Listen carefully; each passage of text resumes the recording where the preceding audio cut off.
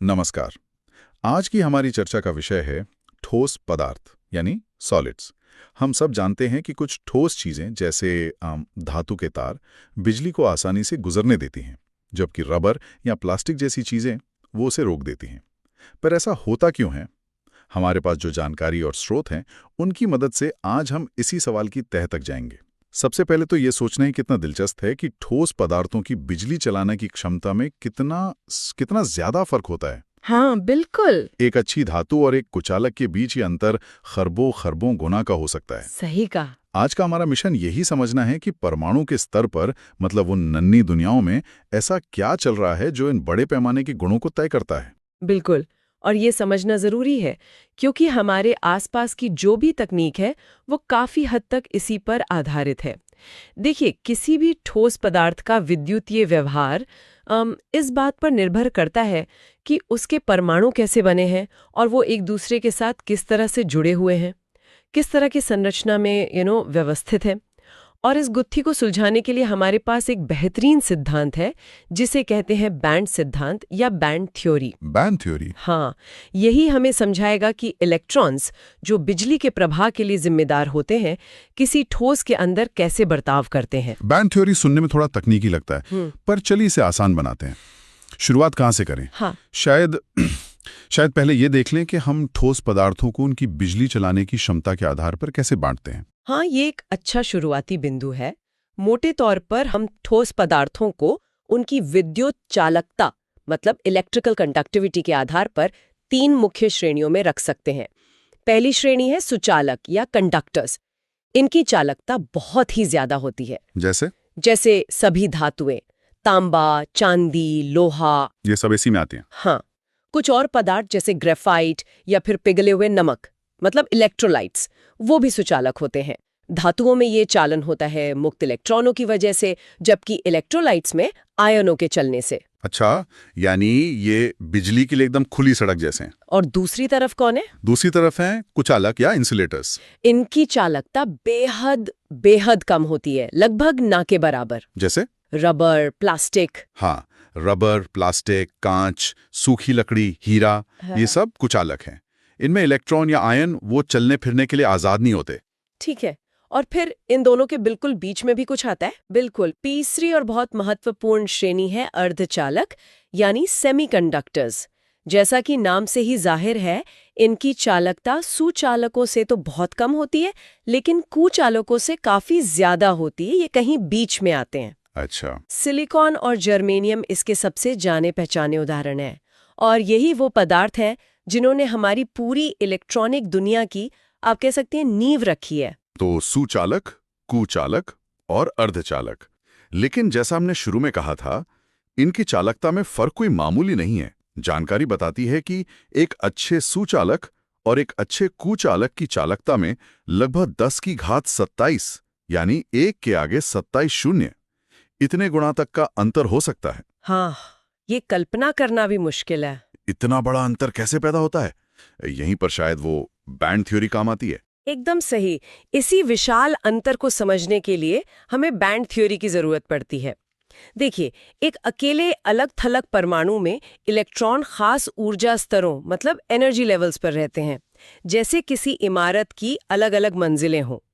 लेकिन जब बहुत सारे परमाणु एक साथ आकर एक ठोस क्रिस्टल बनाते हैं, तो वो एक दूसरे के बहुत करीब आ जाते हैं। इस करीबी के कारण एक परमाणु के इलेक्ट्रॉन दूसरे परमाणु के इलेक्ट्रॉनों और नाभिक से प्रभावित होते हैं। तो उन अकेली मंजिलों का क्या होता है फिर? वो बदल जाती हैं? हाँ, वो अकेली पतली मंजिलें अब थोड़ी फैल जाती हैं और एक दूसरे के साथ मिलकर चौड़ी पट्टियां या बैंड्स बना लेती हैं। इसे ऐसे सोचें कि जैसे एक बिल्डिंग में हर फ्लोर पर कई कमरे हों, और जब बहुत सारी ऐसी बिल्डिंग्स पास पास आ जाएं, तो एक ही ऊंचाई पर मौजूद सारे कमरे मिलकर एक चौड़ा सा फ्लोर या बैंड बना लेते हैं। ठोस पदार्थों में इलेक्ट्रॉनों के लिए ऐसे ही ऊर्जा के बैंड बन जाते हैं। अच्छा, तो ये ऊर्जा के बैंड्स, क्या ये सभी एक जैसे होते हैं या इनमें भी कुछ प्रकार हैं? नहीं, इसमें मुख्य रूप से 2 तरह के बैंड हमारे लिए महत्वपूर्ण है। पहला है संयोजकता बैंड यानी वैलेंस बैंड। ये आमतौर पर कम ऊर्जा वाला बैंड होता है और इसमें बाहरी कोश के इलेक्ट्रॉन यानी संयोजकता इलेक्ट्रॉन्स रहते हैं। ये इलेक्ट्रॉन ज्यादातर अपने अपने परमाणुओं के साथ बंधे होते हैं और सामान्य अवस्था में घूमने फिरने के लिए स्वतंत्र नहीं होते।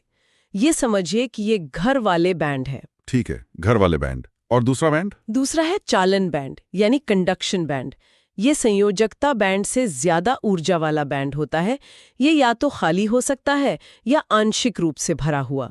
इस बैंड में अगर इलेक्ट्रॉन पहुंच जाएं तो वे पूरे क्रिस्टल में घूमने के लिए स्वतंत्र होते हैं और बिजली का संचालन कर सकते हैं। ये समझिए काम पर जाने वाला या घूमने फिरने वाला बैंड है। तो इलेक्ट्रॉन संयोजकता बैंड से चालन बैंड में, मतलब घर से काम पर कैसे जाते हैं? क्या इनके बीच कोई रुकावट है, कोई दीवार? हाँ, और यही सबसे महत्वपूर्ण बात है। संयोजकता बैंड के ऊपरी किनारे और चालन बैंड के निचले किनारे के बीच ऊर्जा का एक अंतर हो सकता है। इस अंतर को ऊर्जा अंतराल या बैंड गैप कहते हैं। इसे कभी-कभी वर्जित क्षेत्र भी कहा जाता है, क्योंकि इस गैप के अंदर इलेक्ट्रॉनों के रहने के लिए कोई मान्य ऊर्जा स्तर नहीं होता। अच्छा। और इस बैंड गैप का आकार ही तय करता है कि कोई ठोस सुचालक होगा, कुचालक होगा या अर्धचालक होगा। मतलब ये बैंड गैप ही हीरो या विलन है, कह सकते हैं। कैसे तय करता है? आप ऐसा कह सकती हैं, अगर बैंड गैप बहुत बड़ा है तो संयोजकता बैंड के इलेक्ट्रॉनों को चालन बैंड तक पहुंचने के लिए बहुत ज्यादा ऊर्जा चाहिए होगी, जो सामान्य तापमान पर उन्हें नहीं मिल पाती। नतीजा, इलेक्ट्रॉन कूद नहीं पाते, चल नहीं पाते और पदार्थ कुचालक बन जाता है। अगर बैंड गैप है ही नहीं, यानी संयोजकता बैंड और चालन बैंड एक दूसरे से मिले हुए हैं, मतलब ओवरलैप कर रहे हैं, या फिर चालन बैंड पहले से ही आधा भरा हुआ है, तो इलेक्ट्रॉन बड़ी आसानी से चल सकते हैं। ऐसे पदार्थ सुचालक होते हैं। ठीक है। और अगर बैंड गैप छोटा है, न बहुत बड़ा न शून्य, तो कुछ इलेक्ट्रॉन थोड़ी ऊर्जा पाकर इसे पार कर सकते हैं, जिससे थोड़ी चालकता मिलती है। ये होते हैं अर्धचालक। चलिए इसे धातुओं पर लगा कर लिखते हैं। धातुएं इतनी अच्छी सुचालक क्यों होती है? बैंड थ्योरी के हिसाब से क्या होता है उनमें? धातुओं में दो में से एक स्थिति होती है। पहली, जैसा कि सोडियम Na जैसी धातुओं में होता है, उनका संयोजकता बैंड ही चालन बैंड का काम करता है और वो आधा ही भरा होता है। सोचिए, एक बड़ा सा डांस फ्लोर है जो सिर्फ आधा भरा है, तो लोगों यानी कि इलेक्ट्रॉनों के पास नाचने, घूमने, मतलब चलने के लिए बहुत जगह है।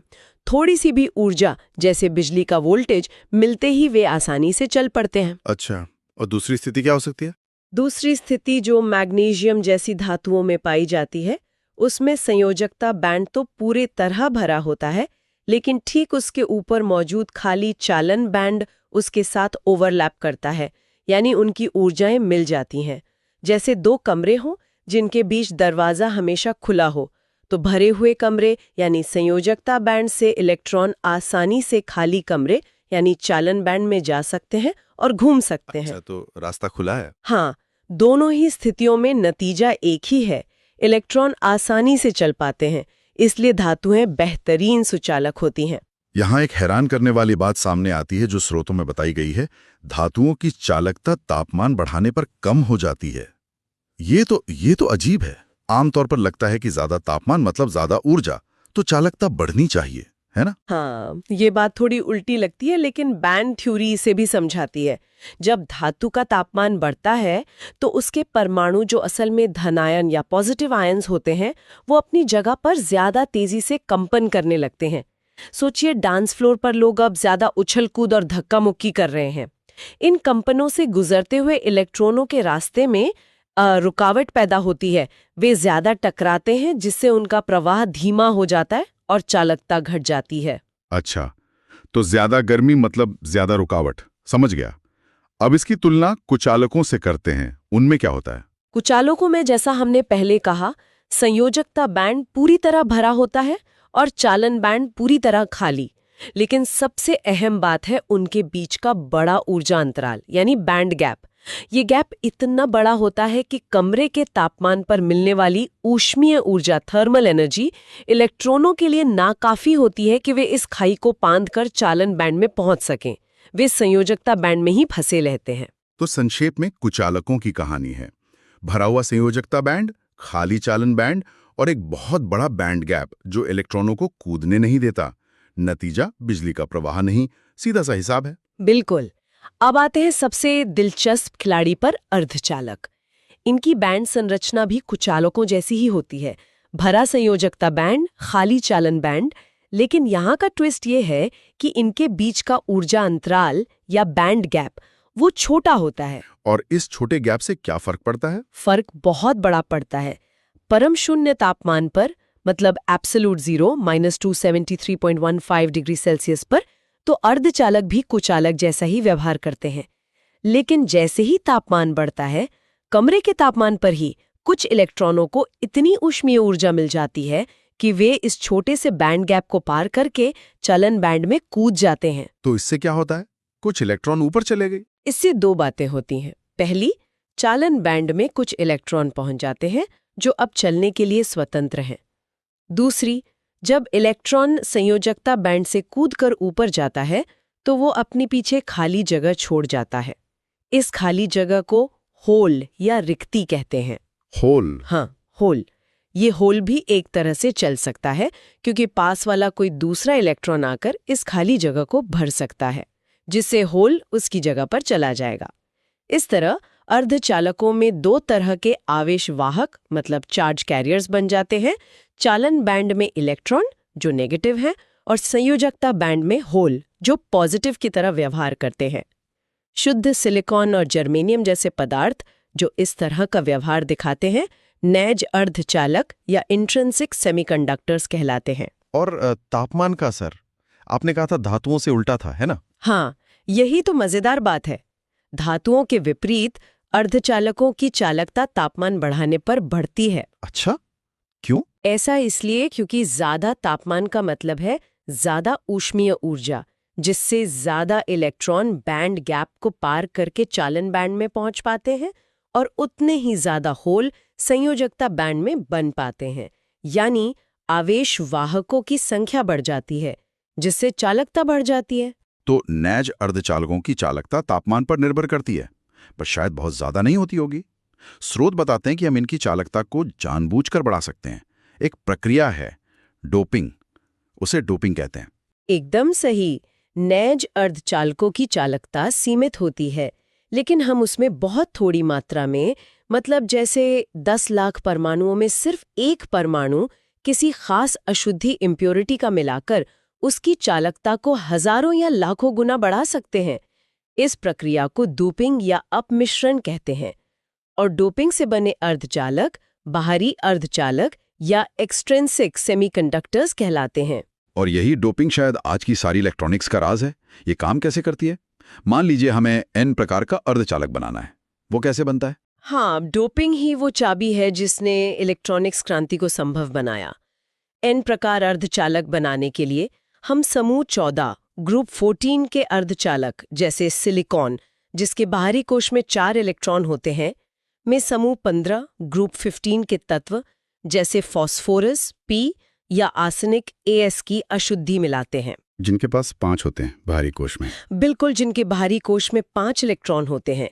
जब फॉस्फोरस का परमाणु सिलिकॉन क्रिस्टल में आता है तो उसके 5 में से 4 इलेक्ट्रॉन अपने पड़ोसी सिलिकॉन परमाणुओं के साथ बंधन बना लेते हैं, लेकिन 5वां इलेक्ट्रॉन वो बच जाता है। ये अतिरिक्त इलेक्ट्रॉन ही बिजली ढोता है, यही मुख्य वाहक है। बिल्कुल, यह अतिरिक्त इलेक्ट्रॉन चालन बैंड में घूमने के लिए स्वतंत्र होता है और मुख्य आवेश वाहक बन जाता है। चूंकि ये आवेश वाहक ऋणात्मक यानी नेगेटिव इलेक्ट्रॉन है, इसलिए इसे N प्रकार यानी N फॉर नेगेटिव अर्धचालक कहते हैं। इनकी चालकता नैज अर्धचालक से बहुत ज्यादा होती है। एक सवाल मेरे मन में आ रहा है, क्या ये अशुद्धि मिलाने से पूरा पदार्थ नेगेटिव चार्ज वाला हो जाता है क्योंकि अतिरिक्त इलेक्ट्रॉन आ गए? नहीं, ये बहुत महत्वपूर्ण बिंदु है और अच्छा सवाल पूछा आपने। भले ही इसमें चलने वाले ज्यादातर आवेश वाहक नेगेटिव इलेक्ट्रॉन हो, पूरा क्रिस्टल अभी भी विद्युत रूप से तटस्थ यानी इलेक्ट्रिकली न्यूट्रल होता है। अच्छा। हाँ, क्योंकि जितने अतिरिक्त इलेक्ट्रॉन अशुद्धि परमाणु जैसे फॉस्फोरस से आए हैं, उतने ही प्रोटॉन उसके नाभिक में भी तो है। नेट चार्ज तो 0 ही है। डोपिंग सिर्फ चलने वाले आवेश वाहकों का प्रकार और संख्या बदलती है, कुल चार्ज को नहीं। समझ गया। तो अगर N प्रकार में अतिरिक्त इलेक्ट्रॉन है तो P प्रकार में क्या होता है? वहां इलेक्ट्रॉनों की कमी पैदा की जाती है, ऐसा कुछ? आप बिल्कुल सही सोच रहे हैं। पी प्रकार अर्धचालक बनाने के लिए हम समूह 14 के अर्धचालक जैसे सिलिकॉन में समूह 13 ग्रुप 13 के तत्व जैसे बोरॉन या एल्यूमिनियम की अशुद्धि मिलाते हैं, जिनके पास 3 होते हैं बाहरी कोश में। हाँ, जिनके बाहरी कोश में केवल 3 इलेक्ट्रॉन होते हैं।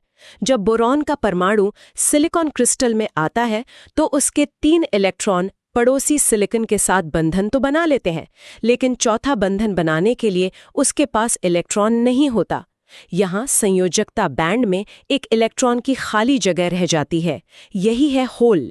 और ये होल कैसे चलता है?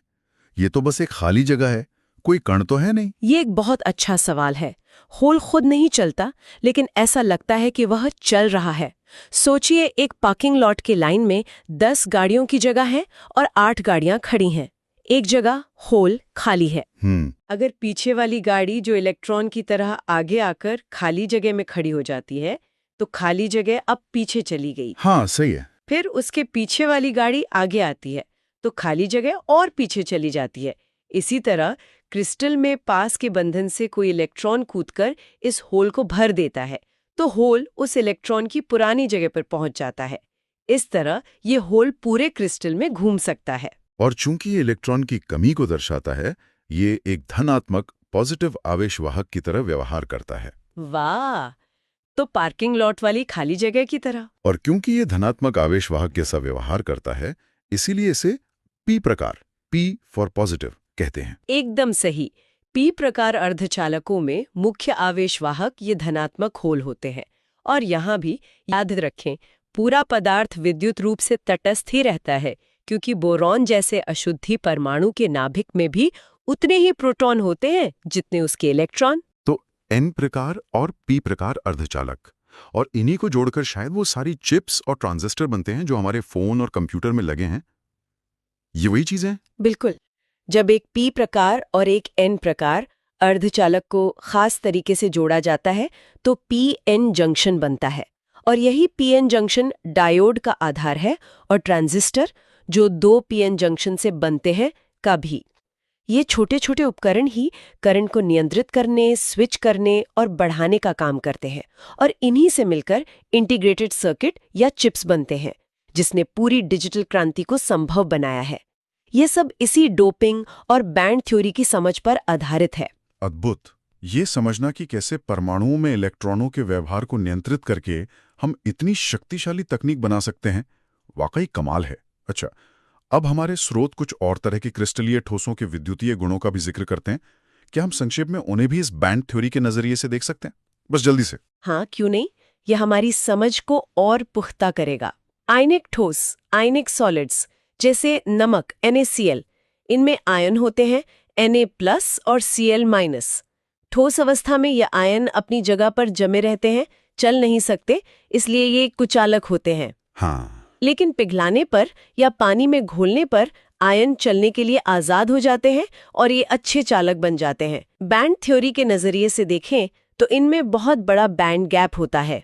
सहसंयोजक नेटवर्क ठोस, कोवलेंट नेटवर्क सॉलिड्स जैसे हीरा या क्वार्ट्ज SiO2, इनमें परमाणु मजबूत सहसंयोजक बंधनों से जुड़े होते हैं। इलेक्ट्रॉन इन्हीं बंधनों में फंसे रहते हैं, चलने के लिए स्वतंत्र नहीं होते। इनका बैंड गैप भी बहुत बड़ा होता है, इसलिए ये आमतौर पर कुचालक होते हैं। ग्रेफाइट अपवाद है ना? हाँ, ग्रेफाइट इसका एक दिलचस्प अपवाद है, जिसकी खास परतदार संरचना उसे एक दिशा में सुचालक बनाती है। आणविक ठोस मॉलिक्यूलर सॉलिड्स जैसे बर्फ H2O या आयोडीन I2, इनमें अणु एक दूसरे से कमजोर बलों से जुड़े होते हैं। ना तो मुक्त इलेक्ट्रॉन होते हैं, ना ही आयन, इसलिए ये आमतौर पर बहुत खराब चालक या अच्छे कुचालक होते हैं। धात्विक ठोस मेटालिक सॉलिड्स जैसा हमने विस्तार से देखा, ये हमेशा अच्छे सुचालक होते हैं, क्योंकि इनमें या तो आधा भरा चालन बैंड होता है या ओवरलैपिंग बैंड, जिससे इलेक्ट्रॉन मोबाइल इलेक्ट्रॉनों के समुद्र की तरह आसानी से घूम सकते हैं। बहुत खूब। तो आज हमने ठोस पदार्थों के विद्युतीय गुणों की दुनिया में एक, कह सकते हैं, गहरी डुबकी लगाई। हमने देखा कि कैसे उन्हें चालकता के आधार पर बांटा जाता है, कैसे बैंड थ्योरी परमाणु स्तर पर समझाती है कि कोई चीज सुचालक, कुचालक या अर्धचालक क्यों होती है। कैसे तापमान का असर धातुओं और अर्धचालकों पर अलग-अलग होता है और कैसे डोपिंग के जरिए हम अर्धचालकों के गुणों को अपनी मर्जी से बदल सकते हैं। मुख्य बात यही निकल कर आई कि इलेक्ट्रॉनों के लिए उपलब्ध ऊर्जा बैंड और उनके बीच का गैप वही सब कुछ तय करता है। तो इस सब का क्या मतलब है? आगे क्या? इसका मतलब ये है कि पदार्थ के अंदरूनी संरचना को समझकर हम उसके गुणों को अद्भुत तरीकों से नियंत्रित कर सकते हैं और यहीं से भविष्य के लिए एक विचार उठता है। हमने देखा कि डोपिंग से अर्धचालकों की चालकता को कितनी सटीकता से नियंत्रित किया जा सकता है। उन्हें जरूरत के हिसाब से कम या ज्यादा चालक बनाया जा सकता है ना? हाँ, बिल्कुल। तो क्या पदार्थ विज्ञान मतलब मटेरियल साइंस में अगला बड़ा कदम ये हो सकता है कि हम इलेक्ट्रॉन के प्रवाह या उसके गुणों को और भी ज्यादा बारीक या शायद पूरी तरह से नए तरीकों से नियंत्रित करें? क्या हम ऐसे पदार्थ बना सकते हैं जिनमें इलेक्ट्रॉन सिर्फ ऑन या ऑफ ना हो, बल्कि बीच की कई अवस्थाओं में या शायद क्वांटम अवस्थाओं में नियंत्रित किए जा सकें? ये सोचना कि हम पदार्थों को किस हद तक प्रोग्राम कर सकते हैं, ये भविष्य के लिए वाकई रोमांचक संभावनाएं खोलता है।